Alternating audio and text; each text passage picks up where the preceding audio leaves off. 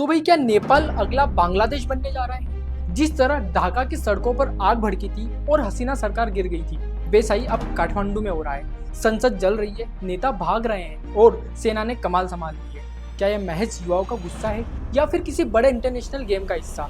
आज हम बात करेंगे नेपाल के उस ऐतिहासिक 48 घंटों की जिन्होंने वहां की पूरी राजनीतिक की तस्वीर बदल कर रख दी। संसद जली, प्रधानमंत्री भागे, राष्ट्रपति छिप गए, मंत्री सड़क पर दौड़ा दौड़ा कर पीटे गए और महज 17 साल पुराना लोकतंत्र धुएं में उड़ता दिखाई दिया। लेकिन मूल सवाल यही है, क्या सिर्फ बच्चों और युवाओं का गुस्सा था या फिर इसके पीछे कोई गहरी अंतर्राष्ट्रीय साजिश, कोई डीप स्टेट का खेल, कोई प्राइवेसी वार छिपा हुआ है? कहानी की शुरुआत होती है 4 सितंबर 2025 से।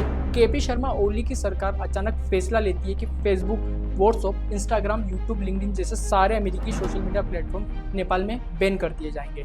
कारण बताएगा कि डेटा प्रोटेक्शन का और विदेशी ऐप्स के रेगुलेशन प्रोटोकॉल का पालन ना होना। लेकिन हैरानी की बात ये रही कि जिस दिन ही अमेरिका के ऐप्स बंद हुए, उसी दिन चाइनीज टिकटॉक का खुला रहना। यहीं से शक शुरू हुआ, क्या ओली सरकार चीन की तरफ झुक रही थी और अमेरिका की तकनीकी कंपनियों को सीधी चुनौती दे रही थी? 8 सितंबर को छात्रों और नौजवानों ने प्रदर्शन शुरू किया। शुरुआती शांतिपूर्ण थी, लेकिन पुलिस की गोलीबारी में 19 से ज्यादा लोगों की मौत हुई और 400 से ज्यादा लोग घायल हुए। 9 सितंबर की सुबह होते होते काठमांडू की गलियां जंग के मैदान में बदल गई। युवाओं ने संसद में भवन में घुसकर आग लगा दी, राष्ट्रपति और प्रधानमंत्री के घरों पर हमले हुए, कम्युनिस्ट पार्टी का मुख्यालय सी दरबार और सुप्रीम कोर्ट तक को निशाना बनाया गया। वित्त मंत्री विष्णु प्रसाद पटेल को सड़कों पर दौड़ा दौड़ा कर पीटा गया। पूर्व प्रधानमंत्री शेर बहादुर देवबा और उनकी पत्नी तक को निशाना पहुंचाया गया। ये सिर्फ प्रदर्शन नहीं था, यह एक संगठित बगावत बन चुका था। हालात बिगड़ते गए और ओली सरकार के भीतर से ही दरारें पड़ने लगी। गृह मंत्री रमेश लेखक ने इस्तीफा दिया। कृषि मंत्री और जल आपूर्ति मंत्री ने भी नैतिक जिम्मेदारी लेते हुए पद छोड़ दिया। नेपाली कांग्रेस, जो ओली की सहयोगी पार्टी थी, उसने समर्थन वापस लेने का फैसला लिया।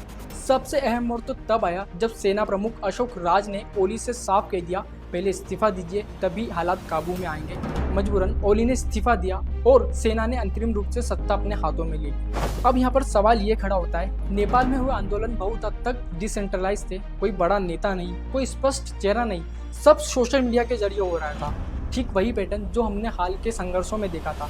2021 म्यांमार का सैन्य तख्तापलट, 2022 श्रीलंका में राजपक्षे की विदाई, 2024 बांग्लादेश में कोटा प्रोटेस्ट से सरकार पलट, 2025 नेपाल में सोशल मीडिया बैन आंदोलन। हर जगह एक छोटा ट्रिगर, लेकिन नतीजा बड़ी क्रांति। आप याद कीजिए, वैश्विक राजनीति में यह एक पैटर्न है जिसे अक्सर कलर रिवॉल्यूशन कहा जाता है। पैटर्न साफ है, युवाओं को सोशल मीडिया से जोड़ो, विदेशी एनजीओस और मीडिया से सपोर्ट दिलाओ, सरकार को तानाशाही और भ्रष्टाचारी घोषित करो और फिर जनता की ताकत से सत्ता पलट दो। तो क्या नेपाल में भी यही खेल हुआ है?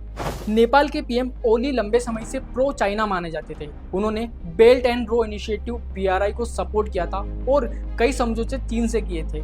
सोशल मीडिया बैन करते वक्त भी अमेरिका के ऐप्स को बंद किया, लेकिन टिकटॉक का नहीं। यह कदम अमेरिका के लिए सीधी चुनौती थी। अब सवाल यही है, क्या इस फैसले ने अमेरिका को गुस्से में डाल दिया और उसी गुस्से का नतीजा हुआ नेपाल का तेज उबलता आंदोलन? विशेषज्ञ नेपाल को अब बांग्लादेश 2.0 कह रहे हैं। बांग्लादेश में जुलाई 2024 में कोटा प्रोटेस्ट हुआ था।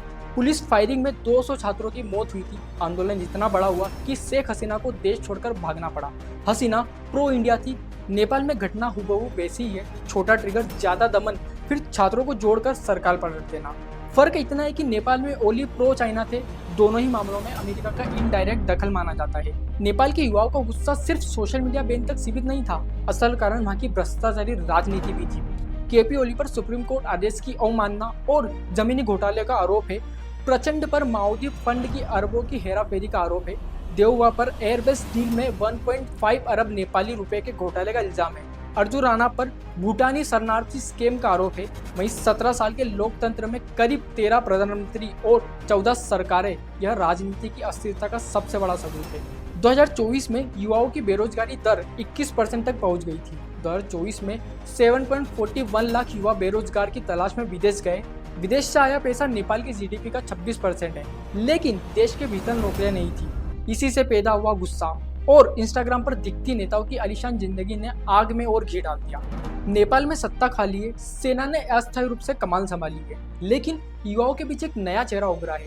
काठमांडू के मेयर बालेंद्र शाह, जिन्हें बालिन शाह भी बोलते हैं, 33 साल का यह नौजवान पहले रैपर था, फिर इंजीनियर और फिर स्वतंत्र उम्मीदवार बनकर मेयर बना था। अब सोशल मीडिया पर लोग उन्हें नेपाल का वोलोमिदिर जेलेस्की कह रहे हैं। कई ट्रेंड्स उठ रहे हैं, डियर बालेन, टेक नाउ और नेवर। क्या वाकई बालेंद्र शाह नेपाल के भविष्य का नया चेहरा होंगे? इस घटनाक्रम का एक बड़ा सवाल भारत के लिए भी है। क्या डीप स्टेट प्लेबुक एशिया के छोटे देशों से निकलकर भारत तक पहुंचेगी? क्या कभी ऐसे ही आंदोलन भारत में भी भड़क सकते हैं, जो ऑर्गेनिक लगे मगर पीछे से अंतर्राष्ट्रीय साजिश हो? भारत का लोकतंत्र मजबूत है, सेना मजबूत है, संस्थाएं स्थिर है, लेकिन फिर भी इतिहास बताता है कि बड़े बड़े मुल्क भी आंतरिक अस्थिरता से हिल चुके हैं। नेपाल जल रहा है। सवाल यह है कि आग सिर्फ युवाओं के गुस्से की थी या किसी बड़े पावर गेम का हिस्सा? म्यांमार, श्रीलंका, बांग्लादेश, पाकिस्तान और अब नेपाल, एक एक करके सारे पड़ोसी देश अस्थिर हो चुके हैं। भारत को अब सतर्क रहना होगा। नेपाल के लोगों से सही गुजारिश तो ये है, आंदोलन से आप जीत गए हैं, लेकिन अपना ही मुल्क जलाकर आप पीछे जाएंगे। नई पीढ़ी को चाहिए कि राजनीति की नई राह बनाएं, स्थिरता और शांति की राह बनाएं। तो इस पूरे मुद्दे पर आपकी क्या राय है, कमेंट में जरूर साझा करिएगा। और अगर वीडियो अच्छा लगा हो तो हमारे चैनल को सब्सक्राइब करना ना भूलिएगा।